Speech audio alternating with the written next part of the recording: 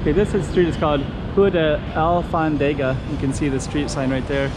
And basically what we're gonna do is filming up this way.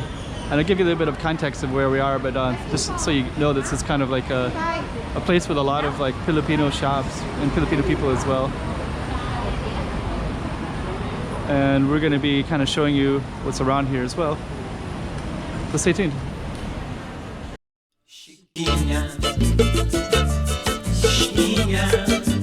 Go check out the road.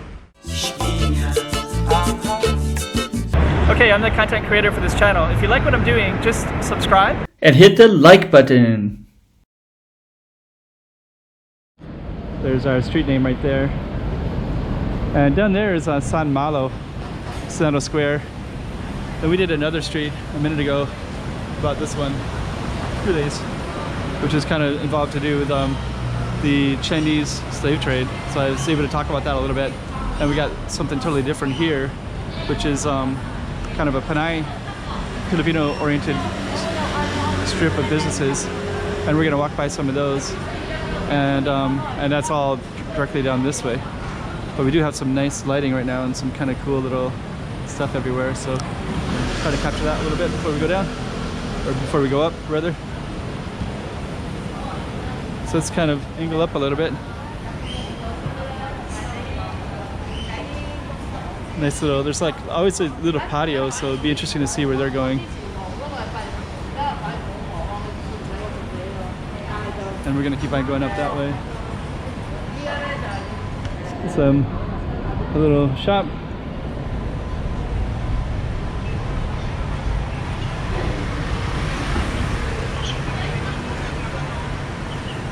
Okay, there's a lot of little stuff over here. Okay, here's a Filipino cuisine. They have live music in that place. We're definitely going to go up in that one in a minute, but I also wanted to share with you this little temple that's on our street here too. Kind of want to stay on the Filipino theme, but I guess it's not to be. Cat. Okay. The patio. But you have this beautiful little shrine area in here. And some nice artwork too. That's a whole other video though. That's a famous street right there. Rua de Felicidade, which is a street of happiness, which has used to be where all the sailors would come in, and nightlife was at, and opium dens and bars and gambling dens and all kinds of stuff. But now we're back on our main street. There's a Filipino cuisine right there. I think this one has some Filipino references too. Yo-Yo Mar. Actually, kind of funny. Rua de Felicidade. Let's keep on going up. There's a Filipino. Looks like that one's closed. Actually, the Filipino community has been kind of hurt. They went from 32,000 down to 28,000. 5,000 people lost since COVID, and a lot of it is because people lose their jobs and they're not hiring Filipinos or any foreigners into Macau since COVID began almost 2 years ago. So I wouldn't be surprised if that's somebody who's a business owner who wasn't able to come back because a lot of the foreign community, they're not allowed to come back to Macau, which is a little bit frustrating because you see a lot of there's up to 20 to 30,000 mainland Chinese tourists every day walking around with suitcases. But among the foreign community, there's another one too, the tourism, so they went out of business as well. Oh man. But yeah, some of the foreign community and also the tourism industry were both kind of hurt by the COVID situation. So yeah, that's too bad that one's gone as well. But yeah, they've lost 5,000 of their population, and yeah, and they've also been repatriating there's like 23 flights I think of people going that way, but none of them they're not allowed to come back. So so a lot of them, if you talk to the Filipino community a little bit, you'll see like lots of them have had problems with here's some more stuff too. Pinoy Street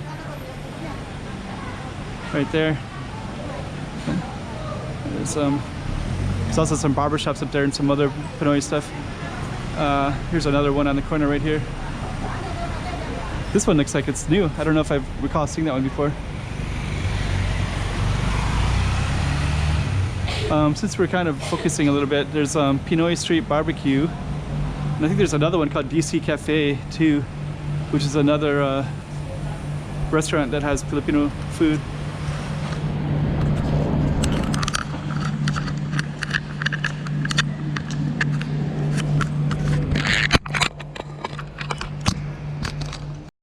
Okay, so we're going to continue on the street, and this is La Mesa Filipina, and there's also I think there's a couple barbershops up here.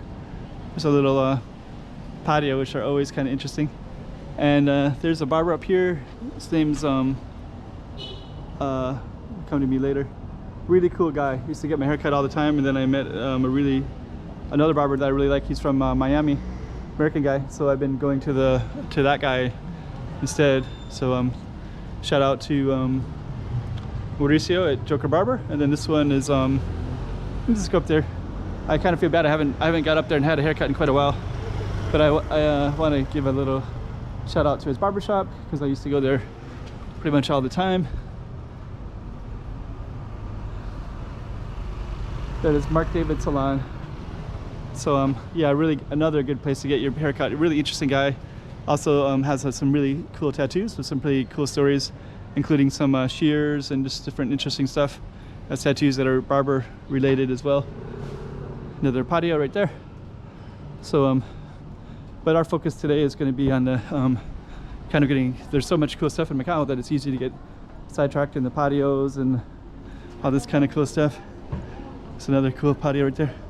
But we're going to go down, and I just want to continue on our little Pinoy business district area. And yeah, look at that. It's beautiful, right? Just the way we can capture the streets, the yellows and the greens.